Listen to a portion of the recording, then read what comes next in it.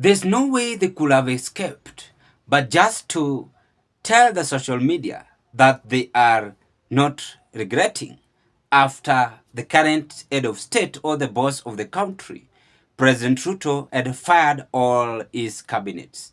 And one of them is none other than Moses Kuria. In an interview which was done to by Citizen TV, he is clearly indicating that he is not regretting and is ready for the next step in his life. Therefore, in this world, we must have challenges. And if challenges you have experienced, then it's good to go. Today's discussion, we want us to listen to Moses Kuria on his discussion which he had with Citizen TV. Then we break it into political analyst. Before we just move forward to our political discussion, let's rush to this video and listen to whatever Moses Kuria was saying, or listen to Citizen TV on how they had an interview with the former CS, Moses Kuria. At the same time, former Cabinet Secretary for Public Service, Performance and Delivery Management, Moses Kuria, has tonight lifted the lid on what he refers to as a dysfunctional cabinet that deserved to be dissolved way before President William Ruto fired the entire cabinet last Thursday. In an exclusive interview with Citizen's Emmanuel Tor, the former CS expressed regret at talking down at Gen Z protesters, saying those he had dismissed as a generation of Uber and fish fingers had not only proved him wrong, but also shown him the door. It has been 72 hours since they were pushed from the fold to the cold.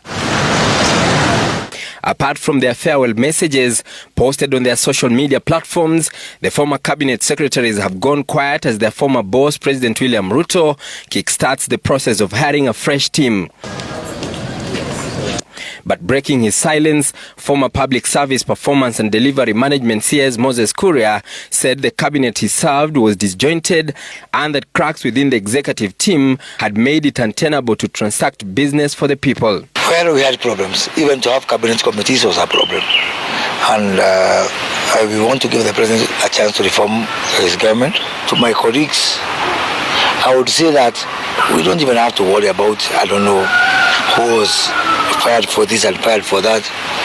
I think I really pity the president. He knows that we had a plan, an agenda, and the president had to do what it takes. If me I have to sacrifice my cabinet position for us to have a country, so be it. Sometimes a man had to do what a man got to do. In his time in cabinet, Kuria headed the trade and industry docket, which remains stained by corruption allegations over the importation of edible oils. But Kuria maintains that the 17 billion shillings importation process was above board. Which edible oil thing? Can I tell you something? For the last 2 years, edible oil price has remained at 50% of what it was before we got into market. I'm very proud of the policies I put. I have no regrets whatsoever. When the edible oil scandal struck the trade ministry, Moses Kuria was moved to a different docket, but the top officials of the Kenya National Trading Corporation, KNTC, including the MD Pamela Mutua, were fired and subjected to corruption investigations. But Kuria did not survive the Gen Z-inspired dissolution of the cabinet last week and now pays tribute to the youthful generation. I've been calling them the generation of Twitter. I know Uber and fish fingers. That's what I've been calling them, you know. They have proven me wrong. They have proven me wrong, you know. Now, the Uber and fish fingers people have shown me that they can become an important engine of taking this country forward and refocusing this country. By the way, if I have my wish, if God tells me, close your eyes and make a wish, I want to be Gen Z. Online, Moses Kuria has been subjected to trolls following the dissolution of cabinet. In fact, some people are enjoying me. Not how I want a job. Me, I want a job for me and for all those people, not just for me. Not how I want to ridicule. Now, I do a job, my friend, told Rebecca. So I have zero regrets. And let me tell you something, Emmanuel.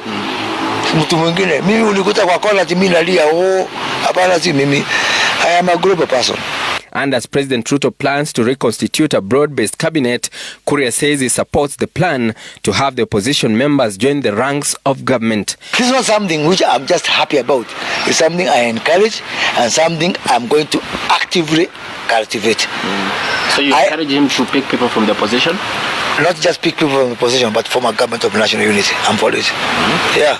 So because this country is endowed with the best people, how can we sacrifice the best people simply because of politics?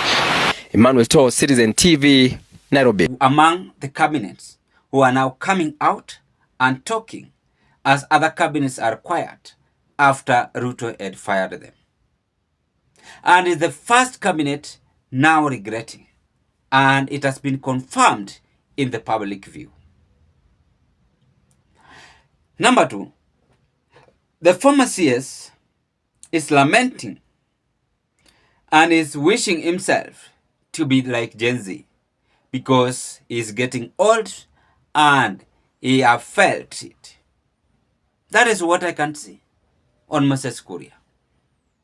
And you can basically confirm it even from you guys. Then number 3, Moses Kuria was a close friend to the president. He have not intimidated the president and he have not said anything against the president, but his right and confidence. And is very much confidence on the firing which the CS experienced by Ruto. So he's very much confident, reluctant, and wherever he is. Then number 4, Moses Kuria is overreacting. And is overreacting after he had become jobless. You've heard him and saying, yeye ni mtu mwenye ako na mambo mingi. He can either decide, because he was the CS of trade, he can either decide to go and work in China, go and work in United States of America, because you have a connection. That is what Moses Kuria is trying to tell us, which is good. Sometimes you must have a connection. If you have a connection, it's well and good. But don't forget the people behind you, because one day you will need them. You will need them in time of sorrows. That is what I can say more or much on Moses Kuria after William Ruto had fired all of them. And if Ruto is willing to return them, it's upon him as the president. Sometimes we are thinking beyond our expectation. God also bring his thought.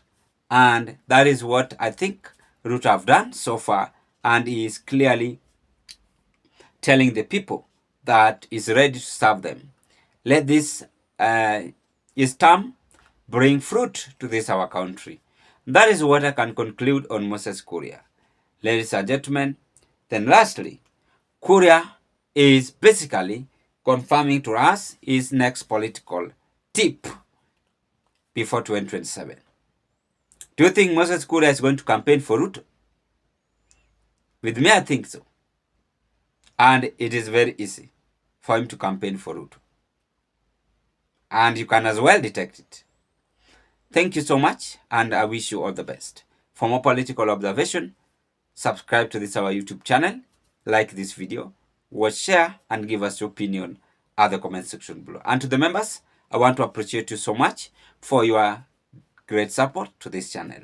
I always don't want to forget you, because you are still going far and you are still moving, and thank you for standing firm with me in this platform.